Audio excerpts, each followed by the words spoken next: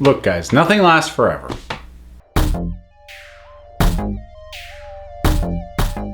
So I don't have any particular impetus to talk about this general idea. Well, no, I do. I saw a several-month-old NerdSync video that I hadn't gotten around to that was on a similar vein to what I'm going to talk about, and that was kind of my leaping off point. But basically, I want to talk about cinematic universes, because obviously they are the hot thing right now. You know, everybody's got them going or is trying to get them going. Seems like every studio wants to be in the cinematic universe business. And I want to kind of look at what I think might be the inevitable falling apart of the core concept. Now, I'm largely going to talk about this in terms of Marvel. This is not because I think Marvel is the most likely to fail, but because it is the oldest, the most established, and I think at this point it's safe to say the most stable from a financial and returns perspective. It's the one that I think makes the most sense in terms of examining what I want to look at. Because when I talk about cinematic universes failing, coming apart, showing their weaknesses, etc., I'm not talking about when you just do it wrong, which it looks like, you know, Universal's Dark Universe off to a rough start.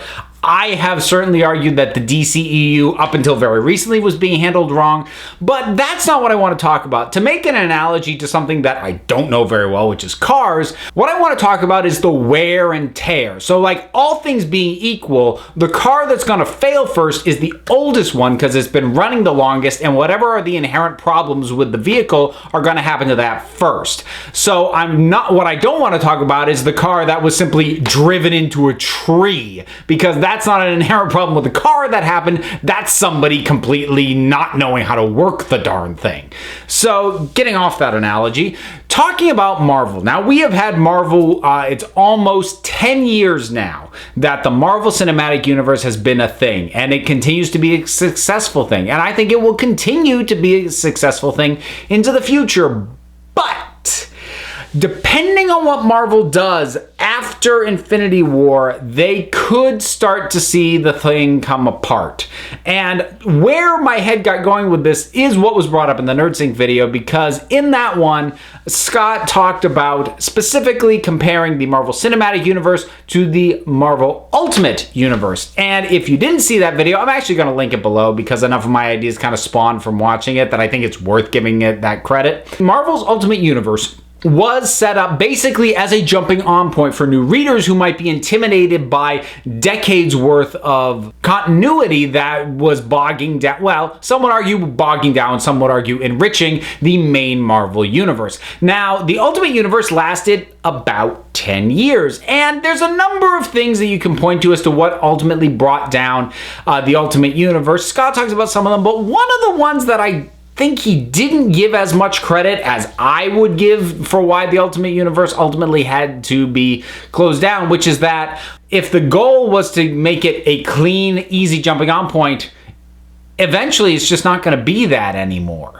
I mean, it worked great when the thing started. You know, start from ground zero with all these characters. We can make changes. It's not going to have all the historical baggage. New readers can come in. Old readers can come in and see what we're doing different. It'll be fun. And it was fun. And it worked fine for a while. But eventually, it creates its own extended, complicated continuity that becomes a detriment to new readers. So that, and sort of bringing in new readers, new audience, is the impetus for these kinds of side projects. Or in the case of DC, it's why they keep rebooting their universe all the darn time. And it was the impetus for the initial Crisis on Infinite Earths. Look, we've got all these multiverses. We're not getting new readers at the rate we would like because people are intimidated by all this stuff. Let's simplify it so it makes better sense and we'll get new people.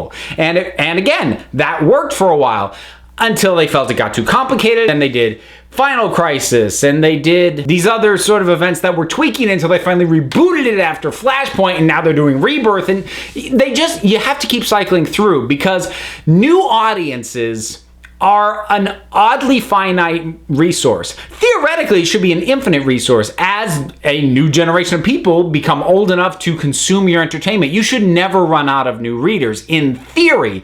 The thing is, though, is that intimidation factor that I talked about. I do think is part of the reason that, say, in the last decade or so, a lot of very long-running soap operas have been slowly dying and getting canceled. And I think the reason for that is eventually new people stop coming in, or if they don't stop altogether, the growth of new readers, new audience coming in eventually is smaller than the older audience either deciding they've had enough, or if it's been around long enough, dying off. And that just gets you diminishing returns unless you can find a way to really fire up and supercharge the new audience. And Marvel Cinematic Universe may be hitting that point soon. Because when the Marvel Cinematic Universe started, you had your initial core group of superheroes building up to the Avengers. Now that all worked great. Phase 1, really kind of flawless in terms of execution. I'm not saying the movies themselves were perfect. I'm saying in terms of structure, how they set it up, because each individual film, while connected to the others, did not require you to have watched the others. And I would argue you can even watch that first Avengers movie without having seen those other ones. It catches you up well enough. So even the big event one that was a culmination of all this, people could just jump on there and it was fine. But as we've gone along since then, because they want all the events not only to tie into each other, but to be consequential to each other so that the events matter, then it makes things become more and more intertwined and more tightly knit, and it becomes more and more necessary for people who are very serious about this to watch everything. Now, if you're a complete geek like I am, you are more than happy to do that. But if you are a mainstream audience, and let us be honest, the complete geek audience, like me, we are not enough to maintain this franchise on our own. This has to bring in mainstream audiences. And I think after Infinity War, we are at risk for them starting to become just overwhelmed by how much back history there is that they're not caught up on, or they didn't watch, the latest Thor because they don't like Thor as much as they like Captain America. Now suddenly there's a whole chunk of stuff going into Infinity War that they're not going to be caught up on. They're going to be going, what the heck is going on?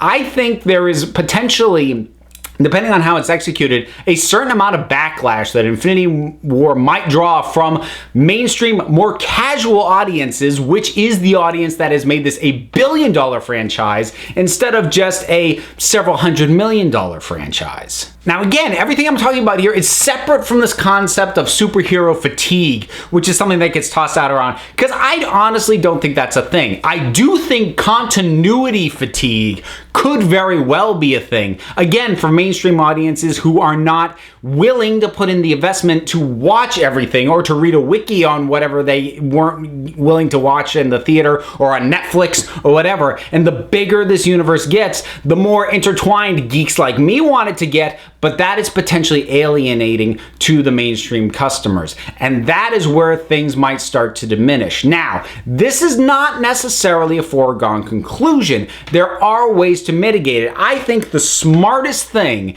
that Marvel could do to help stave this off is that following Infinity War is to basically start over, to go back to smaller, less continuity-driven stories for the individual franchises. They need to go back to the roots of those initial, 2 or 3 films that were given to characters like Captain America, like Iron Man, like Thor, and then have them be more self-contained, like have the references to the other movies in this universe be Easter eggs, not plot central important points.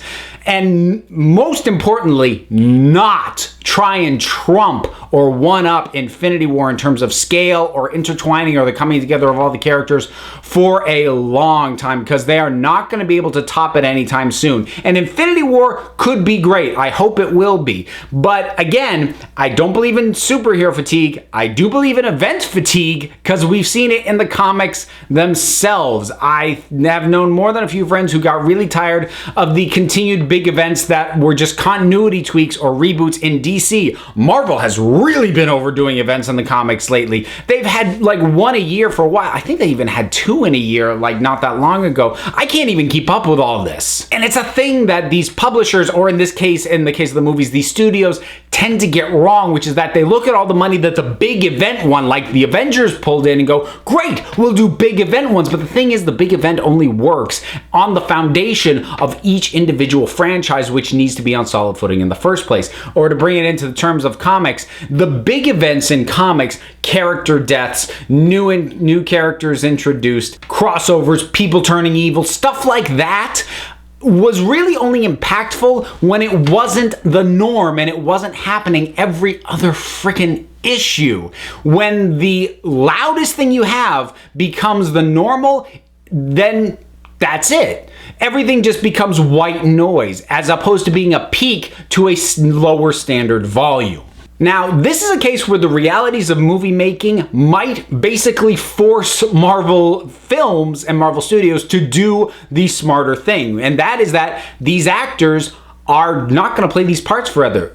They're either going to age out of them or they're just going to decide on their own, you know what, I've had my fill. And that will force them to basically retire these characters like Tony Stark and Captain America. Eventually they'll retire some of the other long runners like Thor and Loki and all these others. And it will force them to actually pay attention into the new generation of heroes and, like I said, basically start over. And I think that will be a very good thing. I think if actors didn't age, we'd be in a ton of trouble. It would just keep escalating and escalating and escalating. But the realities of filmmaking are going to force them to do what they never do in the comics, which is to slow down, back up, and reassess, as opposed to keep trying to one up all the time. Because continuity is fun. It's great. It's wonderful for guys like me.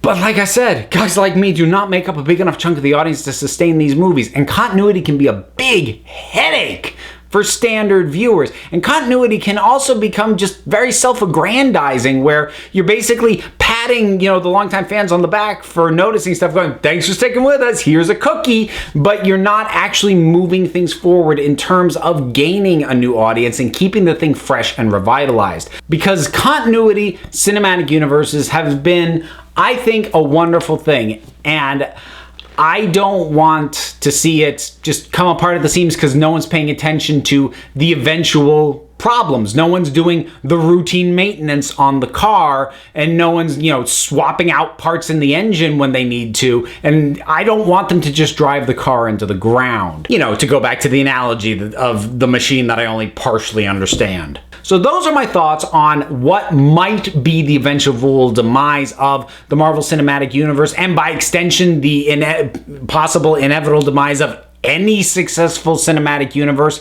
and possibly how to, if not stop it, at least delay it. So what are your thoughts on all of this? Whatever they are, drop something down in the comments. Let's talk about it. Don't forget to like, subscribe, check me out on Twitter at Council of Geeks. Give a listen to the Council of Geeks podcast, available on iTunes and Stitcher. I am also one half of the Punch Like a Girl podcast, also available on iTunes and Stitcher. And until next time, this council is adjourned.